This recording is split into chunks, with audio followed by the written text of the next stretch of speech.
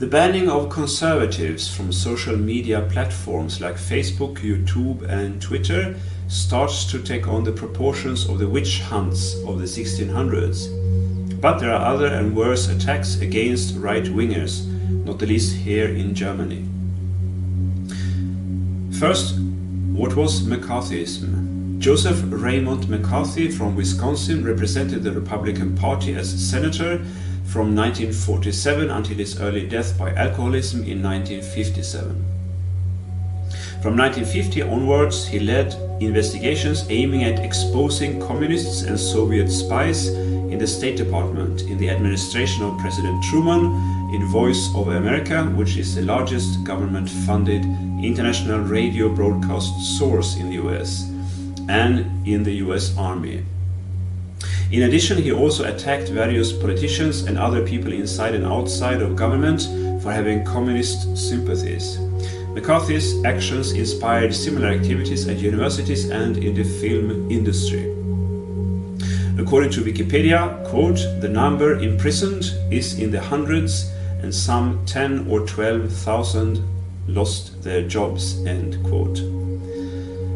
In late 1954, McCarthy was censured by the Senate, which means receiving a formal statement of disapproval, after which he lost his influence. The term McCarthyism was first used in 1950 to ridicule McCarthy's methods, but McCarthy soon started to use the term himself in a positive sense.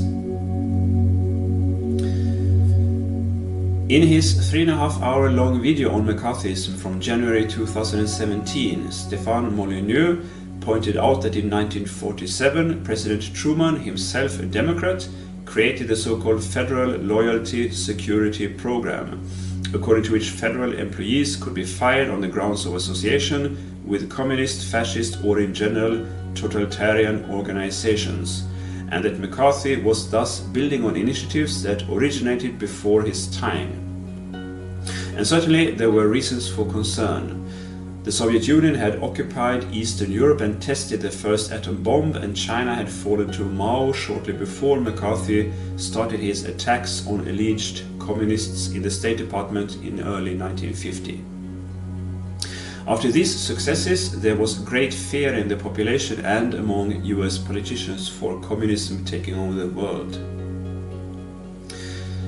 Molyneux is right in that some measures of this kind are in fact necessary even today. When I started to work as a university teacher here in Munich 5 years ago, I had to sign a statement that I was not and had never been a member of a number of political parties and associations, including Scientology, the National Democratic Party and the Left-Wing Party, which is kind of ironic, since most university teachers are leftist sympathizers, although nowadays most of them tend to vote for the Green Party.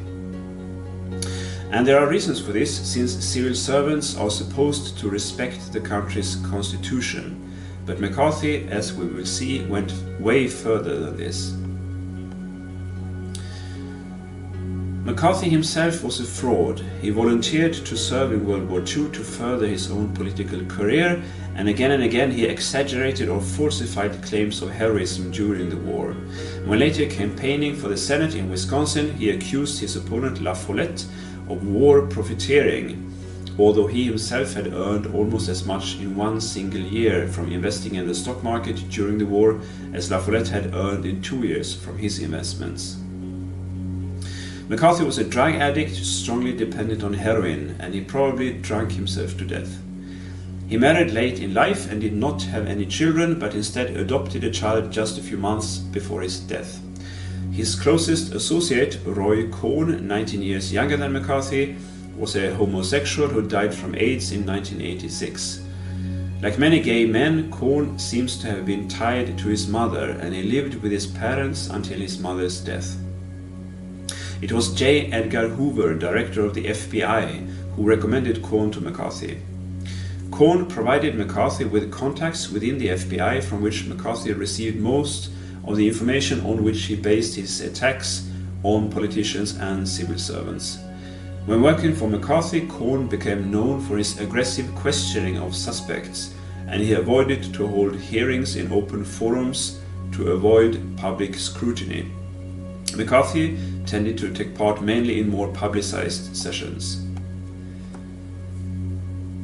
In accusing unnamed members of the State Department in his famous or infamous speech from February 1950, McCarthy made exaggerations, presenting hearsay as proven facts, and changing the phrases from the list of names he had received, for example from inclined towards communism to communist.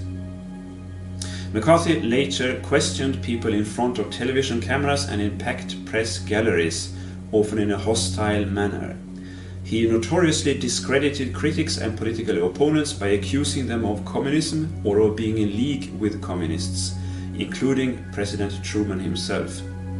In fact, in all his activities up to his eventual fall, McCarthy never exposed a single real communist.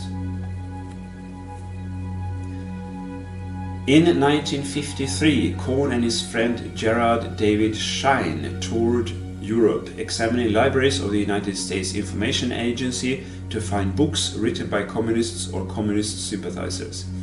McCarthy then recited the list before the press, and the State Department ordered the librarians to remove the works from the shelves. Some libraries even burned the books in question. That same autumn, Schein was drafted, and Cohn immediately began trying to influence the military to obtain special privileges for his friend, like a commission, light duties, extra leave, and not being assigned overseas. Undoubtedly, there was a strong homoerotic bond, at least from Cohn's side. His attempts to put pressure on the army what was prompted the hearings against McCarthy in 1954, which led to his downfall. Molyneux is probably right in his claim that many of those government employees who lost their jobs due to McCarthy's accusations were simply transferred to other departments. But McCarthyism still ruined hundreds or possibly thousands of lives, and it turned an already existing climate of fear into hysteria. McCarthyism has rightly become a term for demagoguery and defamation without evidence. Both Cohn and McCarthy, as well as their associate in the FBI, J. Edgar Hoover, were deeply distrustful of others, in constant fear of conspiracies, and consequently with a strong need for control over their environment. Cohn was a practicing homosexual, and Hoover was most certainly at least a suppressed homosexual. In 1952, the journalist Hank Greenspan accused McCarthy of homosexuality in the Las Vegas Sun, based on information collected by another journalist, Drew Pearson, with whom McCarthy had been in a fight 2 years earlier. McCarthy declined to sue Greenspan for libel, since he would have had to testify about his sexuality. Less than a year later, he married a member of his office, Jean Fraser Kerr. In spite of opposing communism and Soviet infiltration, these men's actions point not to a love of freedom but to the welcoming of state control. Contrary to what Molyneux claims, McCarthy did not just act on President Truman's intent. Truman sent a veto message to Congress concerning the so-called Subversive Activities Control Board, which was a 5-member committee inspired by McCarthy's activities, with the aim of locating communist sympathizers, in which he called the board, quote, the greatest danger to freedom of speech, press and assembly since 1798, end quote. And, quote, long step toward totalitarianism, end quote. There is an obvious connection between fear, weakness, femininity and totalitarianism. At least 3 of the 5 members of the so-called Cambridge Five, government officials, all educated at Cambridge, England, who were spying for the Soviet Union because they believed in Marxism-Leninism, were homosexual.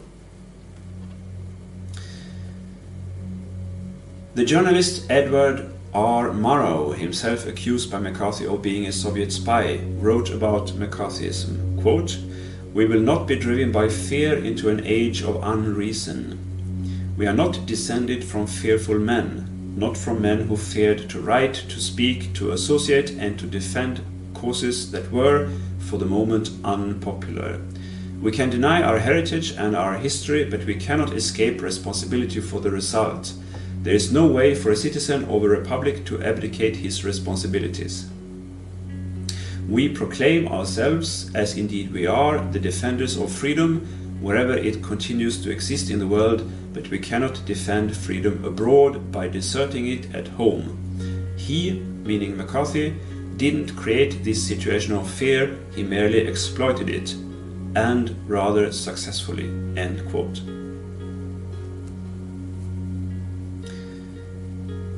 Today, another kind of fear, the fear of Nazism, is exploited by the social media.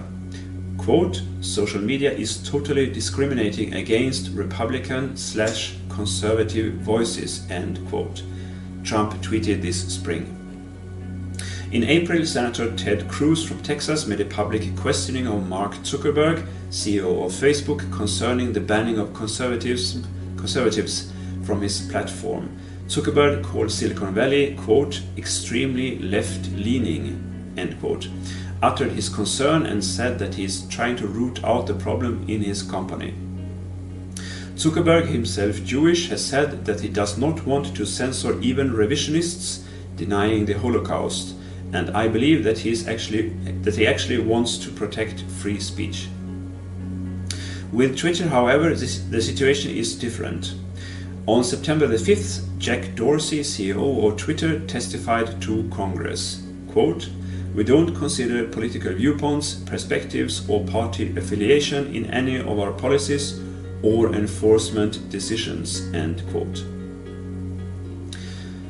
But again and again, conservatives are being banned for so-called hate conduct or hateful conduct when criticizing the opinions of others on Twitter, whereas leftists are not, even when making much harsher claims, including calling for the assassination of the president. This raises the question whether social media is controlling the political dialogue in the US by banning conservatives. Dorsey himself is a donor to candidates from the Democratic Party. A fun fact is that in November 2016, Dorsey was himself suspended from Twitter due to a so-called internal mistake, as he explained after his account was reinstated. But there are far worse cases of left-leaning McCarthyism than just having people banned from social media platforms. Swedish school teachers who are in some way affiliated with the party the Sweden Democrats are being fired because of their political views, even if they never said a word about politics in class, although SD is the third biggest party in the Swedish parliament and has long since sworn off its radical past. Teachers who sympathize with the Swedish left-wing party, or even with more radical left-wing groups, do not risk losing their jobs. As Martin Sellner, head of the identitarian movement in Austria, reported in a live stream from this Monday, here in Germany, the so-called Center for Political Beauty, an association consisting of about 70 German performance artists and creative people, recently launched an online campaign where they called on people to denounce working colleagues, neighbors and acquaintances who were involved in the protests taking place in Chemnitz in late August this year by posting their names and pictures online and contacting the managers at their workplace with the aim of having these people fired from their jobs. In the information on the website, they explicitly use the word denuncieren, meaning denounce, and they even offer dismissal forms that can be printed out and sent to the victim's employer. The group further demands of the accused that they publicly distance themselves from having taken part in the demonstration and that they beg for forgiveness. This is McCarthyism all over again.